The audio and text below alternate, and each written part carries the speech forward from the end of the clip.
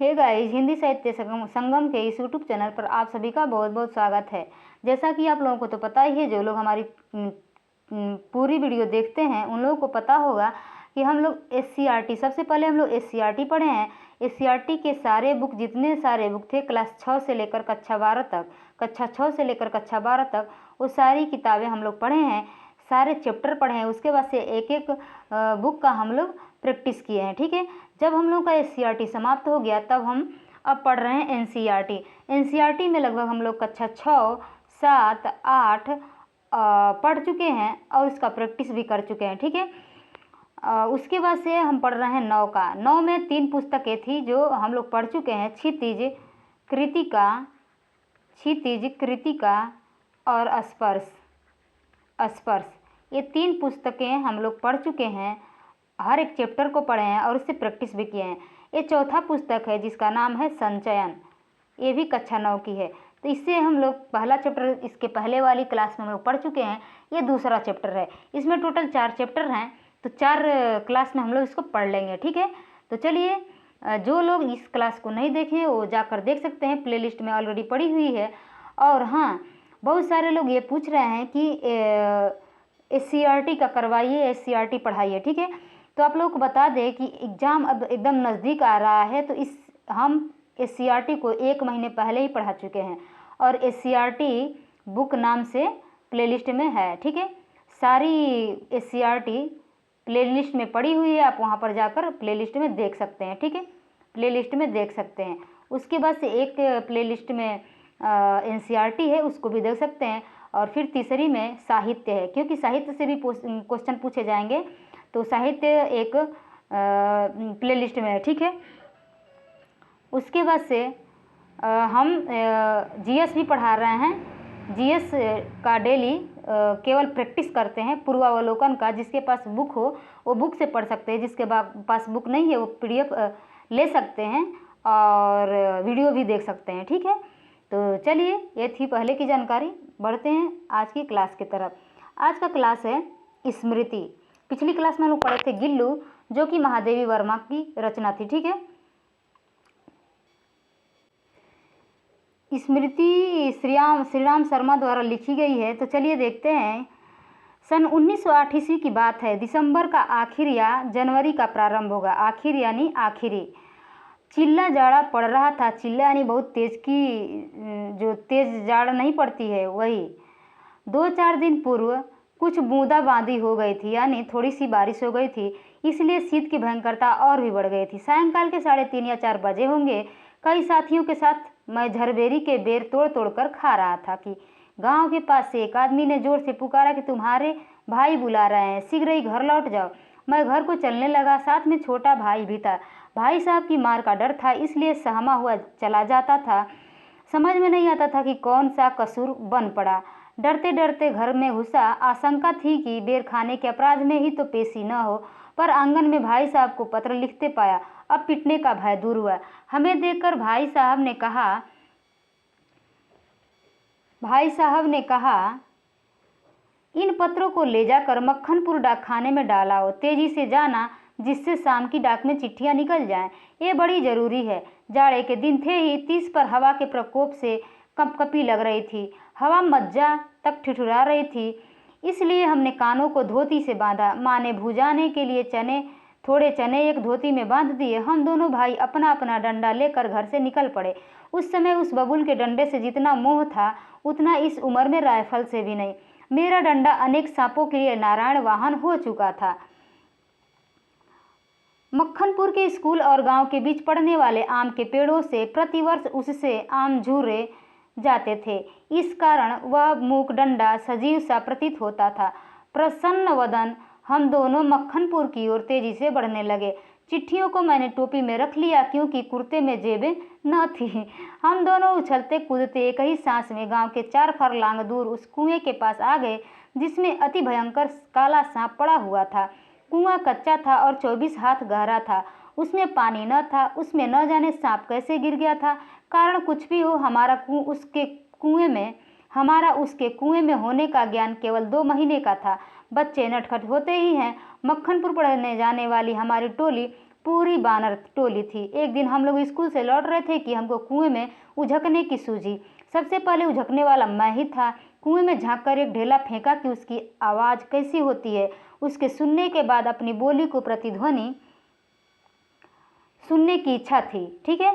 पर कुएं में ज्यों ही ढेला गिरा त्यों ही एक फुसकार सुनाई पड़ी। कुएं के किनारे खड़े हुए हम सब बालक पहले तो उस फुसकार से ऐसे चकित हो गए जैसे किलोले करता हुआ मृग समूह अति समीप के कुत्ते की भौंक से चकित हो जाता है। उसके उपरांत सभी ने उछल उछल कर एक एक ढेला फेंका और कुएं से आने वाली क्रोधपूर्ण फुसकार पर कहे लगाए। गांव से मक्खनपुर जाते और मक्खनपुर से लौटते समय प्रायः प्रतिदिन की कुएं में ढेले डाले जाते थे। मैं तो आगे भागकर आ जाता था और टोपी को एक हाथ से पकड़कर दूसरे हाथ से ढेला फेंकता था। यह रोजाना की आदत सी हो गई थी। सांप से फुसकार करवा लेना मैं उस समय बड़ा काम समझता था। इसलिए जैसे ही हम दोनों उस कुएं की ओर से निकले, कुएं में ढेला फेंककर फुसकार सुनने की प्रवृत्ति जागृत हो गई। मैं कुएं की ओर बढ़ा। छोटा भाई मेरे पीछे ऐसे हो लिया जैसे बड़े मृगशावक के पीछे छोटा मृगशावक हो लेता है। कुएं के किनारे से एक ढेला उठाया और उछलकर एक हाथ से टोपी उतारते हुए सांप पर ढेला गिरा दिया। पर मुझ पर तो बिजली सी गिर पड़ी। सांप ने फुसकार मारी या नहीं, ढेला उसे लगा या नहीं, यह बात अब तक स्मरण नहीं। टोपी के हाथ में लेते ही तीनों चिट्ठियां चक्कर काटती हुई कुएं में गिर रही थीं। अकस्मात जैसे घास चरते हुए हिरन की आत्मा गोली से हत होने पर निकल जाती है और वह तड़पता रह जाता है, उसी भांति वे चिट्ठियां क्या टोपी से निकल कर गईं। मेरी तो जान निकल गई। उनके गिरते ही मैंने उनको पकड़ने के लिए एक झपट्टा भी मारा, ठीक वैसे जैसे घायल शेर शिकारी को पेड़ पर चढ़ते देख उस पर हमला करता है। पर वे तो पहुंच से बाहर हो चुकी थी। उनको पकड़ने की घबराहट में मैं स्वयं झटके के कारण कुएं में गिर गया होता। कुएं की पाट पर बैठे हम रो रहे थे। छोटा भाई ढाढ़े मार कर, मैं चुपचाप आंखें डबडबाकर। पतीली में उफान आने से ढकना ऊपर उठ जाता है और पानी बाहर टपक जाता है। निराश पीटने के भय और उद्वेग से रोने का उफान आता था। पलकों के ढकने भीतरी भावों को रोकने का प्रयत्न करते थे, पर कपोलों पर आंसू लुढ़क ही जाते थे। माँ की गोद की याद आती थी। जी चाहता था कि माँ आकर छाती से लगा ले और लाड़ प्यार करके कह दे कि कोई बात नहीं, चिट्ठियाँ फिर लिख ली जाएंगी। तबीयत करती थी कि कुएं में बहुत सी मिट्टी डाल दी जाए और घर जाकर कह दिया जाए कि चिट्ठी डाल आए। पर उस समय मैं झूठ बोलना जानता ही न था। घर लौटकर सच बोलने पर रुई की तरह धुनाई होती। मार के ख्याल से शरीर ही नहीं मन भी कांप जाता था। सच बोलकर पिटने के भावी भय और झूठ बोलकर चिट्ठियों के न पहुंचने की जिम्मेदारी के बोझ से दबा मैं बैठा सिसक रहा था। इसी सोच विचार में 15 मिनट होने को आए। देर हो रही थी और उधर दिन का बुढ़ापा बढ़ता जाता था। कहीं भाग जाने को तबीयत करती थी, पर पीटने का भय और जिम्मेदारी की दुधारी तलवार कलेजे पर फिर रही थी। आगे क्या लिखते हैं वो। दृढ़ संकल्प से दुविधा की बेड़ियां कट जाती हैं। मेरी दुविधा भी दूर हो गई। कुएं में घुसकर चिट्ठियों को निकालने का निश्चय किया। कितना भयंकर निर्णय था। पर जो मरने को तैयार हो उसे क्या। मूर्खता अथवा बुद्धिमत्ता से किसी काम को करने के लिए कोई मौत का मार्ग ही स्वीकार कर ले, और वह भी जानबूझकर, तो फिर वह अकेला संसार से भिड़ने को तैयार हो जाता है। और उसे फल की क्या चिंता। फल तो किसी दूसरी शक्ति पर निर्भर है। उस समय चिट्ठियां निकालने के लिए मैं बिस्तर से भिड़ने को तैयार हो गया। पासा फेंक दिया था। मौत का आलिंगन हो अथवा सांप से बचकर दूसरा जन्म, इसकी कोई चिंता न थी। पर विश्वास यह था कि डंडे से सांप को पहले मार दूंगा, तब फिर चिट्ठियां उठा लूंगा। बस इसी दृढ़ विश्वास के बूते पर मैंने कुएं में घुसने की ठानी। छोटा भाई रोता था और उसके रोने का तात्पर्य था कि मेरी मौत मुझे नीचे बुला रही है। यद्यपि वह शब्दों से न कहता था, वास्तव में मौत सजीव और नग्न रूप में कुएं में बैठी थी। पर उस नग्न मौत से मुठभेड़ के लिए मुझे भी नग्न होना पड़ा। छोटा भाई भी नंगा हुआ। एक धोती मेरी, एक छोटे भाई की, एक चने वाली, 2 कानों से बंधी हुई धोतियाँ, 5 धोतियाँ और कुछ रस्सी मिलाकर कुएं की गहराई के लिए काफ़ी हुई। हम लोगों ने धोतियाँ एक दूसरी से बांधी और खूब खींच कर आजमा लिया कि गांठें कड़ी हैं या नहीं। अपनी ओर से कोई धोखे का काम न रखा। धोती के एक सिरे पर डंडा बांधा और उसे कुएं में डाल दिया। दूसरे सिरे को डेंग, वह लकड़ी जिस पर चरसपुर टिकता है, के चारों ओर एक चक्कर देकर और एक गांठ लगाकर छोटे भाई को दे दिया। छोटा भाई केवल 8 वर्ष का था, इसलिए धोती को डेंग से कड़ी करके बांध दिया और तब उसे खूब मजबूती से पकड़ने के लिए कहा। मैं कुएं में धोती के सहारे घुसने लगा। छोटा भाई रोने लगा। मैं उसे आश्वासन दिलाया कि मैं कुएं के नीचे पहुंचते ही सांप को मार दूंगा, और मेरा विश्वास भी ऐसा ही था। कारण यह था कि इससे पहले मैंने अनेक सांप मारे थे, इसलिए कुएं में घुसते समय मुझे सांप का तनिक भी भय न था। उसको मारना मैं बाएं हाथ का खेल समझता था। कुएं के धरातल से जब 4-5 गज रहा हूँगा तब ध्यान से नीचे को देखा। अक्ल चकरा गई। सांप फन फैलाए धरातल से एक हाथ ऊपर उठा हुआ लहरा रहा था। पूंछ और पूंछ के समीप का भाग पृथ्वी पर था। आधा अग्र भाग ऊपर उठा हुआ मेरी प्रतीक्षा कर रहा था। नीचे डंडा बंधा था। मेरे उतरने की गति से जो इधर उधर हिलता था, उसी के कारण शायद मुझे उतरते देख सांप घातक चोट के आसन पर बैठा था। सपेरा जैसे बीन बजाकर काले सांप को खिलाता है और सांप क्रोधित हो फन फैलाकर खड़ा होता और फुंकार मारकर चोट करता है, ठीक उसी प्रकार सांप तैयार था। उसका प्रतिद्वंदी मैं उससे कुछ हाथ ऊपर धोती पकड़े लटक रहा था। धोती डेंग से बंधी होने के कारण कुएं के बीचों बीच लटक रही थी और मुझे कुएं के धरातल की परिधि के बीचों बीच ही उतरना था। इसके माने थे सांप से 1.5-2 फुट गज नहीं की दूरी पर पैर रखना, और इतनी दूरी पर सांप पैर रखते ही चोट करता। स्मरण रहे, कच्चे कुएं का व्यास बहुत कम होता है, नीचे तो वह 1.5 गज से अधिक होता ही नहीं। ऐसी दशा में कुएं में मैं सांप से अधिक से अधिक 4 फुट की दूरी पर रह सकता था, वह भी उस दशा में जब सांप मुझसे दूर रहने का प्रयत्न करता। पर उतरना तो था कुएं के बीच में, क्योंकि मेरा साधन बीचों बीच लटक रहा था। ऊपर से लटक कर तो सांप नहीं मारा जा सकता, उतरना तो था ही, थकावट से ऊपर चढ़ भी नहीं सकता था। अब तक अपने प्रतिद्वंदी को पीठ दिखाने का निश्चय नहीं किया था। यदि ऐसा करता भी तो कुएं के धरातल पर उतरे बिना क्या मैं ऊपर चढ़ सकता था। धीरे धीरे उतरने लगा। 1-1 इंच ज्यों-ज्यों मैं नीचे उतरता जाता था, त्यों-त्यों मेरी एकाग्रचित्तता बढ़ती जाती थी। मुझे एक सूझ सूझी। दोनों हाथों से धोती पकड़े हुए मैंने अपने पैर कुएं की बगल में लगा दिए। दीवार से पैर लगाते ही कुछ मिट्टी नीचे गिरी और सांप ने फू करके उस पर मुंह मारा। मेरे पैर भी दीवार से हट गए और मेरी टांगें कमर से समकोण बनाती हुई लटक रहीं। पर इससे सांप से दूरी और कुएं की परिधि पर उतरने का ढंग मालूम हो गया। तनिक झुलकर मैंने अपने पैर कुएं की बगल से सटाए और कुछ धक्के के साथ अपने प्रतिद्वंदी के सम्मुख कुएं की दूसरी ओर 1.5 गज पर कुएं के धरातल पर खड़ा हो गया। आंखें चार हुई। शायद एक दूसरे को पहचाना। सांप को चक्षुश्रवा कहते हैं। मैं स्वयं चक्षुश्रवा हो रहा था। अन्य इंद्रियों ने मानो सहानुभूति से अपनी शक्ति आंखों को दे दी हो। सांप के फन की ओर मेरी आंखें लगी हुई थीं कि वह कब किस ओर को आक्रमण करता है। सांप ने मोहनी सी डाल दी थी। शायद वह मेरे आक्रमण की प्रतीक्षा में था, पर जिस विचार और आशा को लेकर मैंने कुएं में घुसने की ठानी थी, वह तो आकाश कुसुम था। मनुष्य का अनुमान और भावी योजनाएं कभी कभी कितनी मिथ्या और उल्टी निकलती हैं। मुझे सांप का साक्षात होते ही अपनी योजना और आशा की असंभवता प्रतीत हो गई। डंडा चलाने के लिए स्थान ही न था।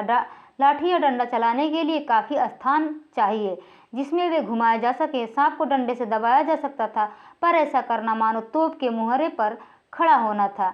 यदि फन या उसके समीप का भाग न दबा तो फिर वह पलटकर जरूर काटता, और फन के पास दबाने की कोई संभावना भी होती तो फिर उसके पास पड़ी हुई 2 चिट्ठियों को कैसे उठाता।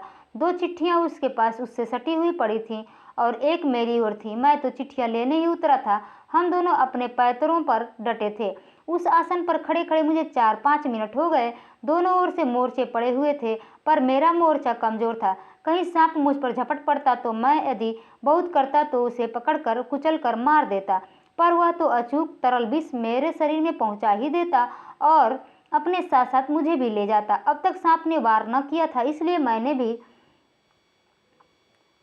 उसे डंडे से दबाने का ख्याल छोड़ दिया। ऐसा करना उचित भी न था। अब प्रश्न था कि चिट्ठियां कैसे उठाई जाए।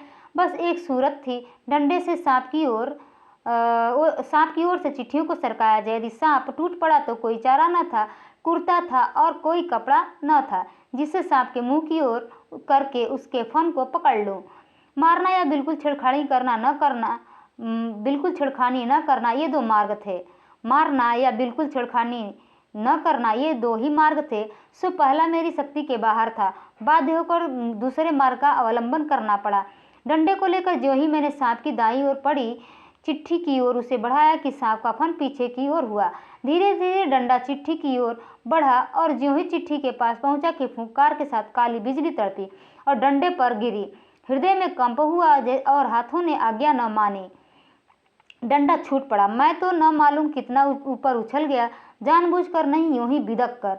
उछल कर तो खड़ा हुआ तो देखा डंडे के सिर पर 3-4 स्थानों पर पीव सा कुछ लगा हुआ है। वह विष था। सांप ने मानो अपनी शक्ति का सर्टिफिकेट सामने रख दिया था, पर मैं तो उसकी योग्यता का पहले ही से कायल था। उस सर्टिफिकेट की जरूरत न थी। सांप ने लगातार फूंफू करके डंडे पर 3-4 चोटें की। वह डंडा पहली बार इस भांति अपमानित हुआ था, या शायद वह सांप का उपहास कर रहा था। उधर ऊपर फूंफू और मेरे उछलने और फिर वहीं धमाके से खड़े होने से छोटे भाई ने समझा कि मेरा कार्य समाप्त हो गया और बंधुत्व का नाता फूंफू और मेरे धमाके में टूट गया। उसने ख्याल किया कि सांप के काटने से मैं गिर गया। मेरे कष्ट और विरह के ख्याल से उसके कोमल हृदय को धक्का लगा। भ्रातृ स्नेह के ताने बाने को चोट लगी। उसकी चीख निकल गई। छोटे भाई की आशंका बेजा न थी, पर उस फूं और धमाके से मेरा साहस कुछ बढ़ गया। दोबारा फिर उसी प्रकार लिफाफे को उठाने की चेष्टा की। अब की बार सांप ने वार भी किया और डंडे से चिपट भी गया। डंडा हाथ से छूटा तो नहीं, पर झिझक, सहम अथवा आतंक से अपनी ओर खींच गया और गुंजल्क मारता हुआ सांप का पिछला भाग मेरे हाथों से छू गया। उफ, कितना ठंडा था। डंडे को मैंने एक ओर पटक दिया। यदि कहीं उसका दूसरा वार पहले होता तो उछलकर मैं सांप पर गिरता और न बचता। लेकिन जब जीवन होता है तब हजारों ढंग बचने के निकल आते हैं। वह दैवी कृपा थी। डंडे के मेरी ओर खींच आने से मेरे और सांप के आसन बदल गए। मैंने तुरंत ही लिफाफे और पोस्ट कार्ड चुन लिए, चिट्ठियों को धोती के छोर से बांध दिया और छोटे भाई ने उन्हें ऊपर खींच लिया। डंडे को सांप के पास से उठाने में भी बड़ी कठिनाई पड़ी। सांप उससे खुलकर उस पर धरना देकर बैठा था। जीत तो मेरी हो चुकी थी, पर अपना निशान गंवा चुका था। आगे हाथ बढ़ाता तो सांप हाथ पर वार करता। इसलिए कुएं की बगल से एक मुट्ठी मिट्टी लेकर मैंने उसकी दाईं ओर फेंकी कि वह उस पर झपटा और मैंने दूसरे हाथ से उसकी बाईं ओर से डंडा खींच लिया। पर बात की बात में उसने दूसरी ओर भी वार किया। यदि बीच में डंडा न होता तो पैर में उसके दांत गड़ गए होते। अब ऊपर चढ़ना कोई कठिन काम न था। केवल हाथों के सहारे पैरों को बिना कहीं लगाए हुए 36 फुट ऊपर चढ़ना मुझसे अब नहीं हो सकता। 15-20 फुट बिना पैरों के सहारे केवल हाथों के बल चढ़ने की हिम्मत रखता हूँ। कम ही अधिक नहीं। पर उस 11 वर्ष की अवस्था में मैं 36 फुट चढ़ा। बाहें भर गई, फिर छाती फूल गई थी, धौकनी चल रही थी, पर एक इंच सरक कर अपनी भुजाओं के बल मैं ऊपर चढ़ आया। यदि हाथ छूट जाते तो क्या होता, इसका अनुमान करना कठिन है। ऊपर आकर बेहाल होकर थोड़ी देर तक पड़ा रहा। देह को झाड़ झूर कर धोती कुर्ता पहना। फिर किशनपुर के लड़के को जिसने ऊपर चढ़ने की चेष्टा को देखा था ताकीद करते कि वह कुएं वाली घटना किसी से न कहे। हम लोग आगे बढ़े। सन 1915 में मैट्रिकुलेशन पास करने के उपरांत यह घटना मैंने माँ को सुनाई। सजल नेत्रों से माँ ने मुझे अपनी गोद में ऐसे बिठा लिया जैसे चिड़िया अपने बच्चों को डैने के नीचे छिपा लेती है। कितने अच्छे थे वे दिन। उस समय से राइफल न थी, डंडा था, और डंडे का शिकार कम से कम उस सांप का शिकार राइफल के शिकार से कम रोचक और भयानक न था। ठीक है, तो ये रही आज की क्लास। इससे संबंधित कुछ प्रश्न नीचे दिए गए हैं, इसको आप लोग एक नज़र से देख लीजिएगा। ठीक है, क्योंकि प्रश्न कहीं से भी बन सकता है जब SCERT और NCERT दोनों दिया गया है। ठीक है, तो चलिए मिलते हैं अगली क्लास में। ये क्लास आप लोगों को कैसी लगी कमेंट बॉक्स में ज़रूर बताइएगा। तब तक के लिए धन्यवाद।